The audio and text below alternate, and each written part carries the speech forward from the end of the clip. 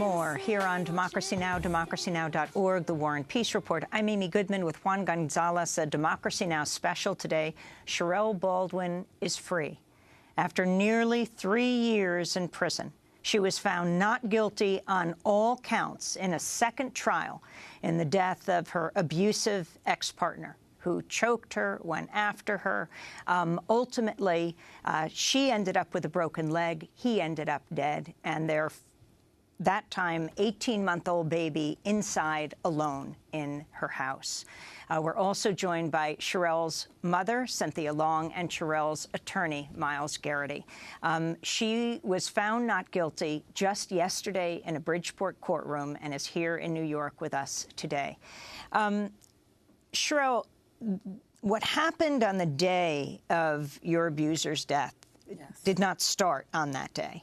No. You'd gotten an order of protection. Where were the police through this period if he violated this order of protection a number of times?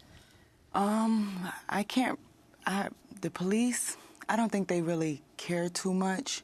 Like, basically, it was always pats on the back. Like, it wasn't nothing. They didn't take domestic violence serious at all. So they probably would think he would never hurt her or he would never try to kill her. But on May 18th, it became like a life or death situation. You had gotten texts before he even came to the house? Yes. And I told him, I said, if you touch me, I'm going to call the cops on you. He kept threatening. He said he's going to kill me, my family. It was horrible. And interestingly, or ironically, you had tried to get help for him, right? Yes. Because you realized that he had a terrible childhood and problems in his own life that made him so violent. Yes. I spoke to domestic violence advocate, and I told him, I said, is there any way you can get anger management for him? I said, he's abusive. He's violent toward everything. I don't know why he's so upset. All I'm doing is trying to help him. And they just totally ignored it, gave him a conditional discharge and basically a pat on the back. Go about your life. Cynthia Long, when your daughter was arrested on first-degree murder charges and they set $1 million bond, was there any chance you could raise that? No, not $1 million. And it's usually like, I think 10% of that is like $100,000. It just was no way. The home value in Bridgeport is not even close or nearly to that much if we had to put up the home. So it was nearly impossible for us to do that. So we had to kind of wait, until she had a trial. And Cherelle, I want to ask you, what's your response to the enormous support that you've gotten from survivors groups around the country, and were you surprised by that and how much of a cause your case became? Yes. When I received letters, I would cry. So many women told me different stories, how they were in my situation, and I didn't know as much women was going through that. And especially at a young age, it touched me a lot because I had so much support and that I didn't even know I had. It helped me a lot while being incarcerated. The text he sent you that morning before he came to your house said DOA? Yes. You will be DOA on site. Dead on arrival? Yes. Twice. 2 of those texts. Yes. Myles Garrity, talk about this $1 million bond, even after the first trial, 11-1 in her favor. I have to be careful what I say, but I was incredibly disappointed. It should have been lowered. The fact that they tried her a second time on murder when you had a jury, but for one holdout, who really, the jury at one point wrote a note and said you wouldn't really negotiate, or at any rate, it was incredible. But I did want to make one little point. The reason they would not put Jeffrey Brown in some sort of anger management, domestic violence program, and some of them last 52 weeks, and Jeffrey was really troubled. I think he may have had intermittent explosive disorder, was because he was a convicted felon. That's absurd. The reason for these programs is not just to help the guy, which 90% of the time it's a man, but their future intimate partners. And I mean, so because, and Cherelle, not a convicted felon, Cherelle, who was working a good job and trying to make it as a single mother, didn't get help. He needed help, and she begged repeatedly to get it, and they said he was a convicted felon, so they just let him plead to a crime. That is absolutely stupid. It's really a mistake. And yeah, these programs actually do work a lot of the time. And so it was a real tragedy. You know, she loved Jeffrey Brown. This was not, you know, women who are battered began with a relationship, you know, during a honeymoon phase with someone who was charming and nice. And Jeffrey Brown could be charming and nice, but he had a real problem. He must have been exposed to something. Cherelle herself had been, and Cindy had had a bad marriage with an abusive husband, not Bernard Baldwin, but somebody else. And, you know, this pattern repeats and repeats.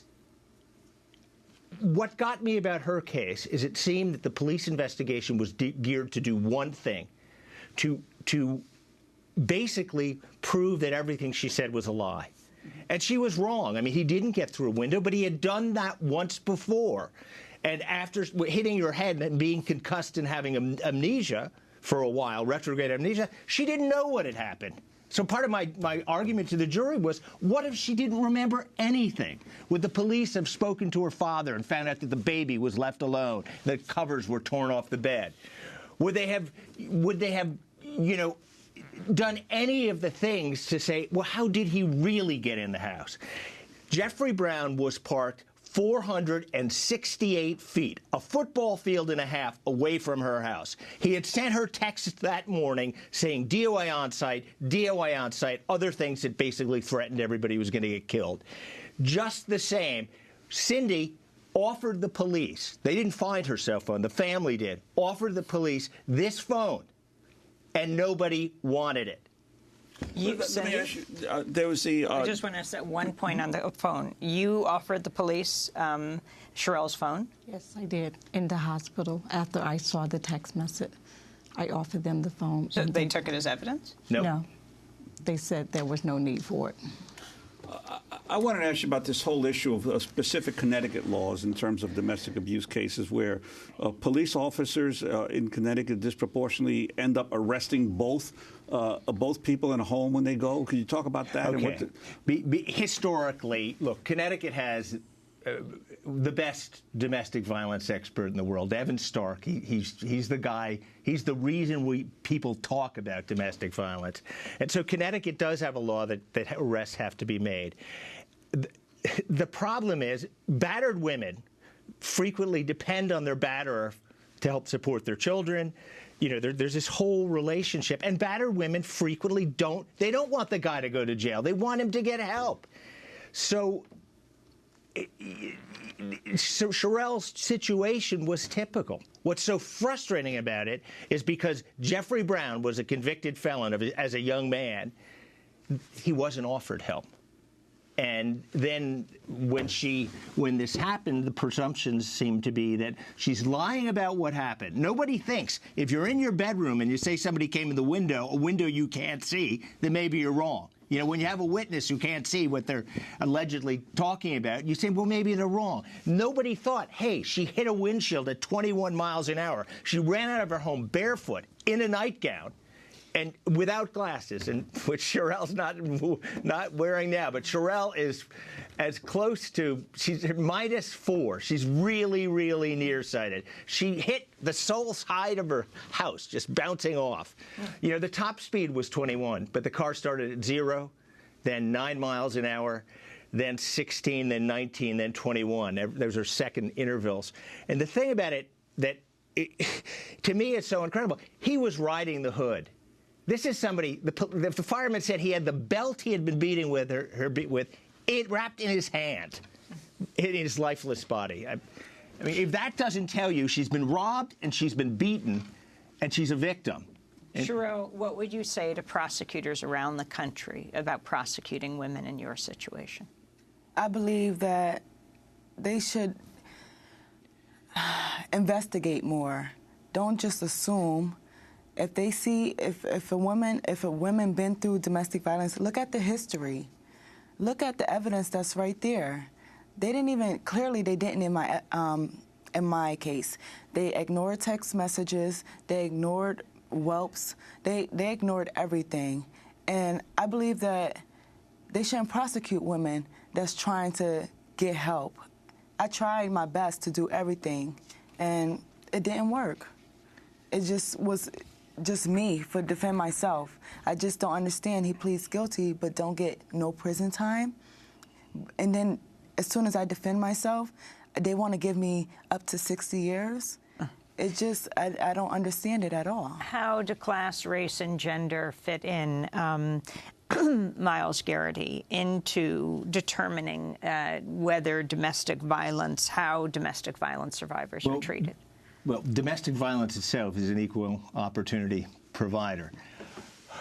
But I have no doubt that if Cherelle Baldwin was living in $1 million house in Greenwich and this happened versus, you know, her grandmother's two-family in Bridgeport in an industrial area of town, the investigation would have been a lot different.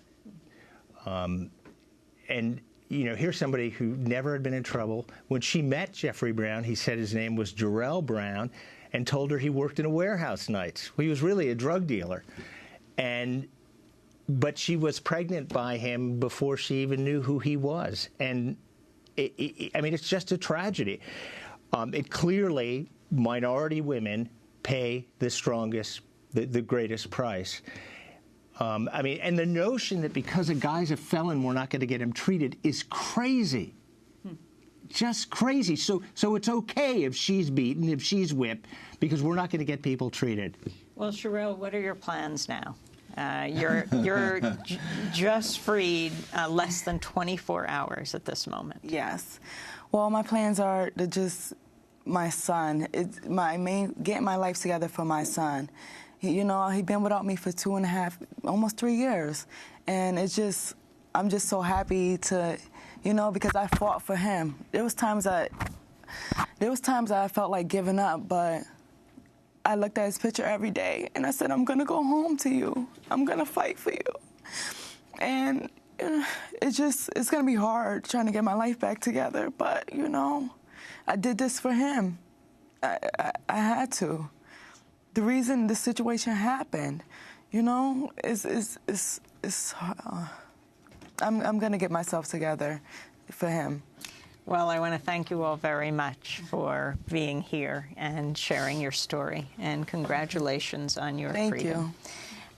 We've been speaking with Cherelle Baldwin and her mother, Cynthia Long, as well as her attorney, Miles Garrity. Cherelle Baldwin is free after almost 3 years in jail, facing 60 years in prison for killing her abusive ex-partner as he came to her house to attack her, sending texts that said DOA.